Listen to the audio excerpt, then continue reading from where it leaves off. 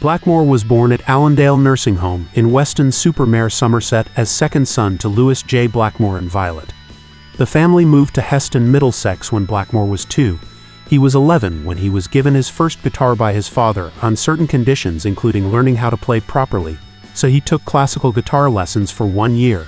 In an interview with Sounds magazine in 1979, Blackmore said that he started the guitar because he wanted to be like British musician Tommy Steele, who used to just jump around and play. Blackmore loathed school and hated his teachers. He said he would always get caned for speaking in class, which traumatized him to the point he had difficulty in talking to people in subsequent years. Blackmore also became disillusioned with education, thinking that if he were to excel in his studies he would end up being like his teachers. Blackmore left school at age 15 and started work as an apprentice radio mechanic at nearby Heathrow Airport. He took electric guitar lessons from session guitarist Big Jim Sullivan. In 1960, he began to work as a session player for Joe Meek's music productions and performed in several bands. He was initially a member of the instrumental band The Outlaws, who played in both studio recordings and live concerts, and like many bands of the era, used other names to secure multiple repeat gigs. Otherwise, in mainly studio recordings, he backed singer Glenda Collins. Thereafter, in mainly live concerts, he backed horror-themed singer Screaming Lord Sutch, beat singer Neil Christian, and others. Blackmore joined a band to be called Roundabout in late 1967, after receiving an invitation from Chris Curtis while living in Hamburg and arriving at the Curtis flat to be greeted by Curtis' flatmate named Jon Lord.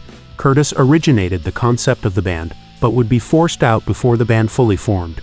After the lineu for Roundabout was complete in April 1968, Blackmore is credited with suggesting the new name Deep Purple, as it was his grandmother's favorite song. Deep Purple's early sound leaned on psychedelic and progressive rock, but also included cover versions of 1960s pop songs. This Mark I lineup featuring singer Rod Evans and bass player Nick Simper lasted until mid-1969 and produced 3 studio albums. During this period, organist Jon Lord appeared to be the leader of the band and wrote much of their original material. The first studio album from Purple's second lineup, title in rock, signaled a transition in the band's sound from progressive rock to hard rock, with Blackmore and Lord having heard bands such as Vanilla Fudge and albums such as Led Zeppelin II and King Crimson's debut album. This Mark II lineup, featuring rock singer Ian Gillan and bassist Roger Glover, lasted until mid-1973, producing 4 studio albums and 1 live double album. During this period, the band's songs primarily came out of their jam sessions, so songwriting credits were shared by the 5 members. Blackmore originally planned to make a solo album, but instead in 1975 formed his own band Ritchie Blackmore's Rainbow, and later shortened to Rainbow, featuring vocalist Ronnie James Dio and his blues rock backing band Elf as studio musicians. This first lineup never performed live. The band's debut album, Ritchie Blackmore's Rainbow, was released in 1975. Rainbow was originally thought to be a one-off collaboration, but endured as an ongoing band project with a series of album releases and tours. Rainbow's music was partly inspired by elements of medieval and Baroque music, since Blackmore started to play cello for musical composition. During this period, Blackmore wrote a crucial part of Dio's basic melodies, and particularly on their debut album. Shortly after the first album was recorded, Blackmore recruited new backing musicians to record the second album, Rising, and the following live album title, On Stage. Rising was originally billed as Blackmore's Rainbow in the US.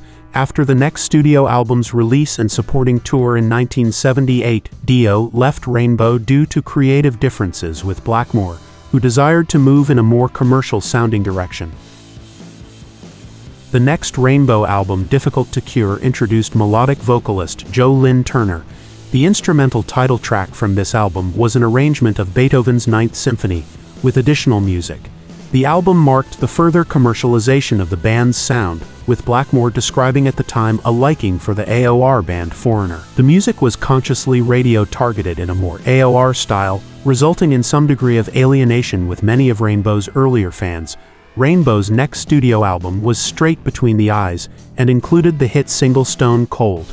In 1984, Blackmore joined a reunion of the former Deep Purple Mark II lineup and recorded new material.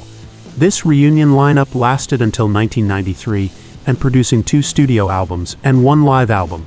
Although the reunion's first album, Perfect Strangers, saw chart success, the second studio album, The House of Blue Light, displayed a sound that was closer to Rainbow's music and did not sell as well.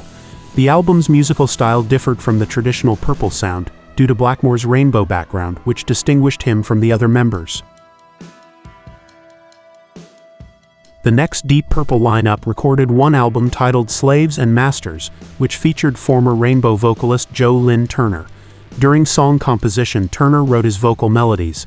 Subsequently, the Mark II lineup reunited for a second time in late 1992 and produced one studio album, The Battle Rages On. Overall, the traditional Deep Purple sound returned. During the follow-up promotional tour, Blackmore quit the band for good in November 1993. Prominent guitarist Joe Satriani was brought in to complete the remaining tour dates. In short, in subsequent albums, particularly Fires at Midnight, which featured the Bob Dylan song The Times They Are A-Changin', there was occasionally an increased incorporation of electric guitar into the music, whilst maintaining a basic folk rock direction. A live album, Past Times with Good Company, was released in 2002.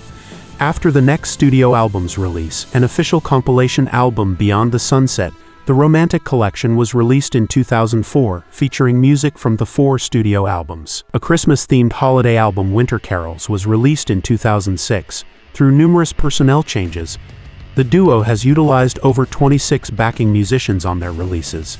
Blackmore sometimes played drums in recording studio.